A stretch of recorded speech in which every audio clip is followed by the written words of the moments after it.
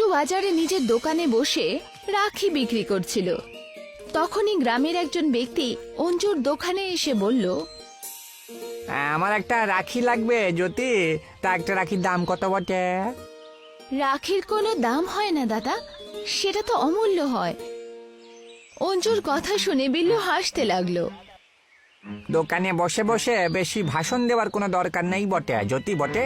তোমার এই ভাষণ তুমি তোমার দোকান একেবারে নষ্ট করে দেবে বটে। আরে এই দুনিয়াতে সব জিনিসের একটা দাম থাকে, তাই না বটে? আমি তো শুধু এমনি বলছিলাম। এমন ভাবে বলছো জানো বটে, কতজন ভাইকে জান তুমি রাখি পড়াও, তাই না বটে? আরে সবাই জানে বটে যে তোমার কোনো ভাই নেই বটে। এইটুকু বলে বিল্লু অঞ্জুর মজা ওড়াতে ওড়াতে ওখান থেকে বেরিয়ে গেল। সন্ধেবেলায় অঞ্জু উদাস হয়ে নিজের মা কৌশল্যাকে বলল, মা, রাখি বন্ধনের উৎসব যখনই আসে আমার খুব আফসোস হয়। যদি আমারও একটা ভাই থাকতো যাকে আমি রাখি বাঁধতে পারতাম। ওইসব ছাড়, আর এটা বল, আজ কত বিক্রি হয়েছে? আজকে শুধু 200 টাকার বিক্রি হয়েছে মা। অঞ্জুর কথা শুনে কৌশল্যা অবাক হয়ে বলে, মা, তুই তো জানিস আমি পঞ্চায়েত প্রধানের থেকে ঋণ নিয়ে রাখির দোকান নিয়েছিলাম, আর পঞ্চায়েত প্রধান আমাকে একটা শর্তেই টাকা দিয়েছিল যে আমাকে ওনার টাকা রাখি বন্ধনের আগেই ফেরত দিতে হবে, তাও আবার সুদ সমেত। মা, আজকাল আর্টিফিশিয়াল আর ব্র্যান্ডেড রাখির যুগ এসেছে। আমাদের হাতে তৈরি রাখি এখন আর কেউ কিনতেই চায় না। কিন্তু তুমি চিন্তা করো না, কালকে আমি সব বাড়িতে গিয়ে রাখি বিক্রি করব। আমার বিশ্বাস আছে আমাদের রাখির বিক্রি নিশ্চয়ই বাড়বে। পরের দিন অঞ্জু বাড়িতে বাড়িতে গিয়ে রাখি বিক্রি করার জন্য প্রয়াস করলো, কিন্তু অঞ্জুর রাখি কেউ কিনলো না। অঞ্জু উদাস হয়ে নিজের দোকানে গিয়ে বসে পড়ল। তখনই একজন বয়স্ক মহিলা অঞ্জুর দোকানে এসে অঞ্জুকে বলল, কি হয়েছে, তুমি এত উদাস হয়ে কেন বসে আছো? ভেবেছিলাম বাড়িতে বাড়িতে গিয়ে রাখি বিক্রি করব, তো সন্ধ্যেবেলা অবধি ভালো বিক্রি হবে। কিন্তু আমার মায়ের হাতের তৈরি রাখি কেউ কিনছেই না। আমি গ্রামের সীমান্ত পাড়ে জঙ্গলে ঝুপড়ি বানিয়ে থাকি। কালকে তুমি তোমার রাখি নিয়ে আমার কাছে এসো, আমি তোমার সব রাখি কিনে নেব। ওই মহিলার কথা শুনে অঞ্জু খুশি হয়ে গেল। সন্ধেবেলায় অঞ্জু বাড়ি চলে গেল। অঞ্জুর মা উদাস হয়ে অঞ্জুকে বলল, মা, আজকে তো তোর চেহারায় ক্লান্তির ছাপ পুরোপুরি বোঝা যাচ্ছে। আজ কত টাকার বিক্রি হলো? মা, আমি গ্রামের সব ঘরের দরজাতে গিয়ে জিজ্ঞেস করেছি, কিন্তু কেউই রাখি কিনলো না। অঞ্জুর কথা শুনে কৌশল্যা ফুপিয়ে ফুপিয়ে কাঁদতে শুরু করলো। তোমার বয়স তো পড়ালেখার ছিল, কিন্তু এখন এই বয়সে তুমি বাড়ি বাড়ি গিয়ে রাখি বিক্রি করছো। যদি আমার শরীর খারাপ না হতো, যদি তোমার কোনো ভাই হতো। তখনই ওখানে গ্রামের পঞ্চায়েত নিজের বন্ধু বীর্যুকে নিয়ে এসে পৌঁছালো। কৌশল্যা, তুমি হয়তো ভুলে যাচ্ছ যা আমার পয়সা তুমি আজকেই দেবার ছিল, সেটাও সুদ সমেত। প্রধান বাবু, আমি আপনার থেকে যে টাকা ধার নিয়েছিলাম সেই টাকা দিয়ে আমি আর আমার মেয়ে খুব কষ্ট করে রাখি বানিয়েছিলাম। ভেবেছিলাম রাখি বন্ধনের উৎসবে ওই রাখিগুলো বিক্রি হয়ে যাবে আর কিছু টাকা আমরাও পেয়ে যাব। কিন্তু এই বছর বিক্রি না এর মতনই হয়েছে। তোমার মেয়ের কাছ থেকে কে রাখি কিনবে কৌশল্যা? তোমার মেয়ে বাজারে রাখি কম বিক্রি করে, বেশি তো ভাষণ দেয়। তাতে আমার কি যায় এসে যায়? আমার শুধু আমার পয়সা লাগবে। প্রধান বাবু, বিশ্বাস করুন, যেইটুকু বিক্রি হয়েছিল তাতে আমাদের এক বেলার খাবারও জোটেনি। কোনো ব্যাপার নয়, তুমি যে রাখিগুলো তৈরি করেছো সেই রাখি নিয়ে গিয়ে আমি আমার দাম তুলে নেবো। হ্যাঁ, এইটুকু বলেই পঞ্চায়েত প্রধান নিজের বন্ধু বীর্যুকে বলল, আরে দেখছো কি, কৌশল্যার বাড়িতে যত রাখি রাখা আছে সব তুলে নাও। বীর্যু সব রাখি উঠিয়ে নিল। দেখো কৌশল্যা, তোমার রাখিগুলো কবজা করে আমি আমার দাম তো তুলে নেবো ঠিকই, কিন্তু সুদটা এখনো বাকি রয়েছে। তোমার মেয়ে এমনিতেও এখন বড় হয়েছে, আর আমার ভাই জি চন্দুও বিবাহের যোগ্য হয়েছে বটে। যদি রাখি বন্ধনের আগে আমার পয়সা না দিতে পারো আমাকে, তাহলে তোমার মেয়েকে তুলে নিয়ে চলে যাব আমি, আর আমার ভাই জি চন্দুর সাথে ওর বিবাহ করিয়ে দেব। গ্রামের সবাই জানে যে আপনার ভাইপো 1 নম্বরের মদখোর আর আয়েশি। যদি তুমি চাও যে এমনটা যাতে না হয়, তাহলে রাখি বন্ধনে 2 দিন আগে আমার পয়সা আমাকে দিয়ে দিও। এইটুকু বলে পঞ্চায়েত প্রধান নিজের বন্ধু বীরজুকে নিয়ে রাখি নিয়ে ওখান থেকে চলে গেল। পরের দিন অঞ্জু গ্রামের থেকে দূরে একটা গাছের নিচে দাঁড়িয়ে কাঁদছিল, আর তখনই সেই বৃদ্ধ ওর কাছে এলো।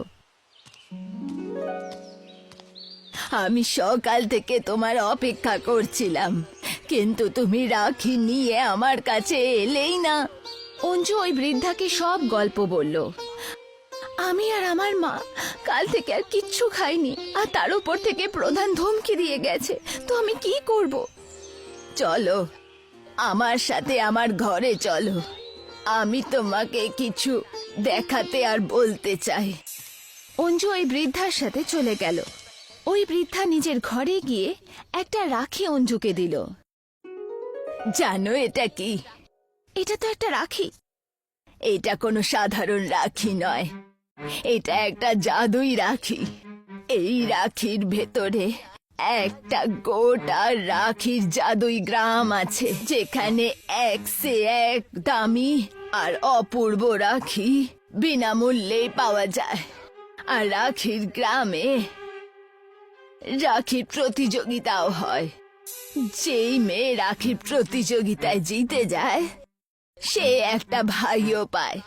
ওই বৃদ্ধার কথা শুনে অঞ্জু অবিশ্বাস্য নজরে ওকে বলল, তুমি কোথাও আমার সাথে মজা তো করছো না? আর তুমি সেই জাদুই রাখির ব্যাপারে এত কিছু কি করে জানলে? কারণ ওই গ্রামের পঞ্চায়েত প্রধান কোনো পুরুষ না, বরঞ্চ একজন মহিলা, আর আমি ওই গ্রামের প্রধান। এখন এই রাখি নিজের হাতে চেপে ধরো আর নিজের চোখ বন্ধ করো। যেই তুমি তোমার চোখ খুলবে, তুমি স্বয়ং নিজেকে জাদুই রাখির গ্রামে দেখতে পাবে। পর মুহূর্তেই ও নিজেকে একটা অদ্ভুত গ্রামে দেখতে পেল, যেখানে রাখির বড় বড় দোকান লেগেছিল। তখনই ওর কানে একটা আওয়াজ শুনতে পেল। আরে ভাই, কে কে যে রাখির প্রতিযোগিতায় অংশগ্রহণ করবে? হ্যাঁ, অঞ্জু দেখল যে একজন দোকানদার একটা বড় রাখির দোকানে আওয়াজ দিচ্ছিল। অঞ্জু তৎক্ষণাৎ সে দোকানদারের কাছে গিয়ে বলল, এটাই কি সেই জাদুই রাখির গ্রাম? হ্যাঁ, এটাই হলো জাদুর রাখির গ্রাম বটে। আমি এই প্রতিযোগিতায় অংশ নিতে চাই। দোকানদার অঞ্জুর সামনে 3টে রাখি রাখলো। একটা রাখি সোনার ছিল, একটা রাখির চাঁদির, আর আরেকটা রাখি একদম সাধারণ। দোকানদার অঞ্জুকে বলল, তাই এর মধ্যে কোন রাখিটা তোমার পছন্দ? অঞ্জু একটা সাধারণ রাখিতে নিজের হাত দিয়ে বলল, রাখির কোনো মূল্য হয় না। প্রতিযোগিতা তুমিই জিতে গেছো বটে। দোকানদার এইটুকু বলতেই তখনই একটা রং বেরঙের কিরণের সাথে একজন সুন্দর ছেলে ওখানে প্রকট হয়ে গেল, আর অঞ্জুর দিকে তাকিয়ে বলল, আমার নাম মোহন, আর আমি তোমার ভাই। তুমি কি বাস্তবে আমার ভাই? ভাই নিজের বোনের সব কর্তব্য পালন করে। আমি সত্যি সত্যি তোমার ভাই, একজন জাদুর ভাই। বলো আমার বোন, তোমার কি লাগবে? অঞ্জু মোহনকে নিজের সব প্রবলেমের কথা বলল।